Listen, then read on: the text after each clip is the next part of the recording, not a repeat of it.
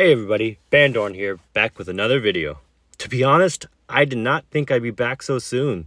Thank you for all your support, feedback, and advice. Like, comment, and subscribe to let me know that you want to see more. Also, put your whatever ideas down in the comments. You never know. If I like it, I may use it in the future. I'd like to give a shout out to Dariel Oni for the awesome Raditz edit that he did for me. Well, enough chit chat, you didn't come here for that. Let's get to the scenario. What if Goku learned to control Oozaru Part 2? Dr. Jiro's spybots had been watching Goku and his friends for a while now, even keeping tabs on Piccolo, due to how strong he was. They watched as Piccolo fought against Raditz and him being blasted out of the sky. They saw that he had a tail also, and heard his speech about him being Goku's brother. Once the group left to go take care of Piccolo, the androids snuck in and took his body. Raditz was still alive, but they didn't have much time. He was given an artificial arm and some various other upgrades. Back to the present day, Goku stared intensely at his brother. Raditz speaks up. What's the matter? You look like you've seen a ghost. Stand back, 14 and 15. I get to fight him first, he said as he pointed to Goku. Yes, of course, 12, said 15. Raditz then lunged forward. Goku is taken off guard and is flung through a building. Whoa! You're strong now, Raditz, Goku said as he powered up, then flew out into the wilderness. Raditz, known as 12, 14, and 15, follow Goku to the wilderness, as well as Krillin, Yamcha, and Tenshinhan arriving as well. Goku started fighting his brother once more, but Goku was on the defensive this time. The tall man punched and punched at his sibling in anger. Raditz, why are you doing this? What is your motivation? Goku asked. Raditz yelled, Do you really not know why I'm mad? You idiot! You just left me lying on the ground to rot. You didn't even check to see if I was still alive. But Dr. Jiro and his tin cans were watching. You have no idea what that madman has done to me. Goku told him. Left you for dead? Are you serious? The same person that tried killing you actually killed me. By the time my friends gathered the Dragon Balls and revived me, your body was already gone. We looked for you, but couldn't find you. Android 13 finally arrived after watching from afar. Stop it with the sentimental nonsense, 12. Just kill him already. That's what we're here for, ain't it? Raditz turned towards the android shouting, I don't need to be told what to do by a sentient trash can. And stop calling me 12. My name is Raditz. Android 13 snapped back to him. Don't yell at me, boy. If it weren't for the doctor and his spare parts, you'd have been lying in the dirt, dead before they decided to pick you up. Now repay the doctor. Raditz started walking towards 13 now. Stuff it, you hillbilly toaster. I don't want to hear any more of your stupid voice. He punched at the android, who caught his fist, answering back with a headbutt. Don't lecture me, you alien reject that doesn't even know what a haircut is. Raditz turned towards Goku. Come on, brother. Let's crush this glorified trash can, he smirked. An all-out fight begins happening. Krillin fights 15, Yamcha and Tenshinhan fight 14, Raditz and Goku fight 13. Krillin begins to struggle after a little while against the purple android, until he cuts off the head with a close-up Destructo disc. 15 then blows up.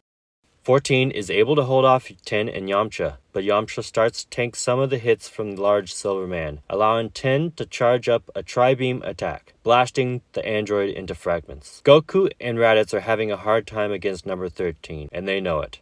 Raditz, knowing that Goku had control over the Oozaru form from Dr. Jiro's surveillance of him, throws up a power ball and yells, Look up there, brother, and transform into Oozaru. Goku listens and does so, growing into his giant form, saying, I didn't know that was the name of it. I just called it the ape form. Raditz shook his head and smirked, then closed his eyes. Well, thanks to that doctor, I have a transformation of my own. I'm able to harness the power of the Oozaru in my normal body now, he said, as he opened his eyes to reveal they had changed to a yellow color. They began to now overcome the trucker hat-wearing machine. Raditz punched and kicked 13 over and over again.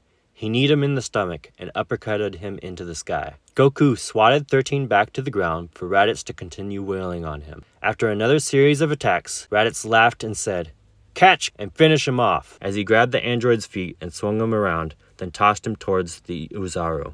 Goku snatched 13 in his hand, starting to crush him, which caused a look of fear on the android's face. He looked around for his comrades, but only saw their parts laying on the ground. He chuckled, then made the pieces float into the sky and absorbed them into himself. As he transformed into his hulking blue frame with red hair, he broke free of Goku's grasp as all the Z fighters were shocked. He then proceeded to punch Goku in the stomach and then blew up the power ball, forcing Goku to revert back to his normal body. 13 then charged up a blast, throwing it towards Krillin, Yamcha, and 10, vaporizing them. Raditz jumped towards the blue behemoth, but was swatted away like a fly, even with his Oozaru power. Just then, the ground began to rumble, and lightning flashed in the sky. 13 and Raditz turned toward the direction Goku had been, and watched as his hair stood up and turned yellow. He stared daggers at Super 13, and began walking slowly towards him. He finally broke the silence, yelling, "You monster! You killed my friends! And Krillin can't even be brought back with the Dragon Balls!" He started to beat down Android 13. The Blue Menace was getting some of his own medicine. Raditz was surprised at Goku. Was this the Super Saiyan of legend? His brother? It can't be! He then smiled, now knowing that a low-class warrior like himself had been the one to use this power. Goku let the beating go on for a few minutes before finishing Android 13 off with a Kamehameha, destroying every bit of him in the process. He then turned towards Raditz and powered down. Goku told Raditz that they were going to get the Dragon Balls to wish back his friends, but Krillin was gone, his best friend from childhood. Just then, Kami spoke telepathically to the pair of Saiyans. "Come up to the lookout. There may just be a way for Krillin to be wished back." When they got there, Kami explained how he had come here on a ship and where they could find it, but he wasn't exactly sure where he was from. However, there might be some information on the ship. Raditz looked at the old man and said,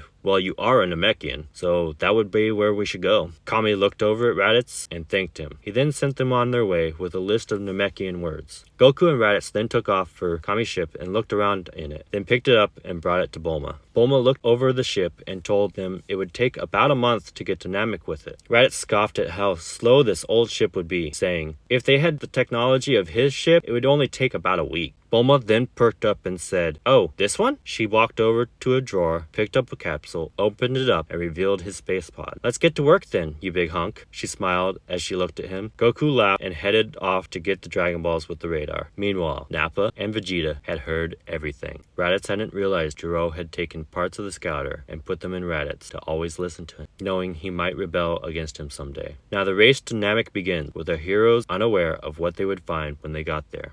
Well, that's where we will end things in part 2. Let me know down in the comments, and if you want to see the next part, what you thought. Well, until next time, bye!